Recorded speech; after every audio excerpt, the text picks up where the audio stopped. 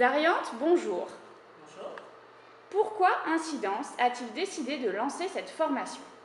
Écoutez, on sait que Mayotte n'est pas un territoire très propre, donc cette question est importante car elle impacte directement le développement économique de l'île, notamment concernant le tourisme. Mais heureusement, depuis 2 ans, les choses bougent en matière de gestion de traitement des déchets suite au statut de région ultra-périphérique. Les normes européennes en matière d'environnement sont désormais applicables sur notre île. Les entreprises et les collectivités ont donc besoin de salariés dont les compétences permettent de répondre à leurs nouvelles obligations.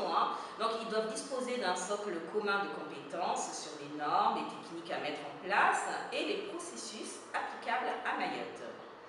Et c'est dans ce contexte que nous avons décidé de mettre en place une formation destinée aux demandeurs d'emploi qui souhaitent se professionnaliser sur le secteur des déchets.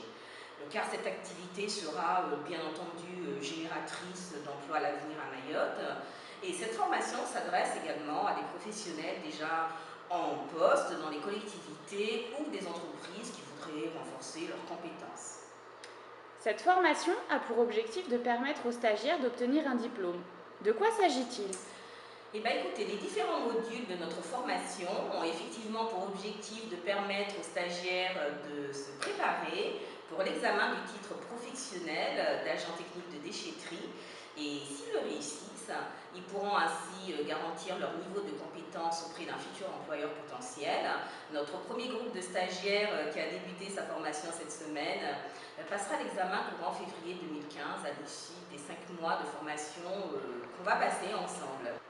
Concrètement, que fait un agent technique de déchetterie? Écoutez, un agent technique de déchetterie exerce diverses fonctions selon le site sur lequel il est employé ou de la zone géographique qu'il doit couvrir. Il doit notamment ramasser les déchets éparpillés sur la voie publique et les trier avant de les déposer dans un conteneur adapté en suivant les règles de tri de sa collectivité. Il est également chargé de répondre aux questions des usagers, notamment sur les règles de tri et de contrôler leur bonne mise en œuvre. Il peut parfois être emmené à gérer des situations relationnelles ou techniques difficiles. Évidemment, son travail s'effectue essentiellement debout, le plus souvent à l'extérieur, ce qui n'est pas toujours évident, mais heureusement qu'ils sont là.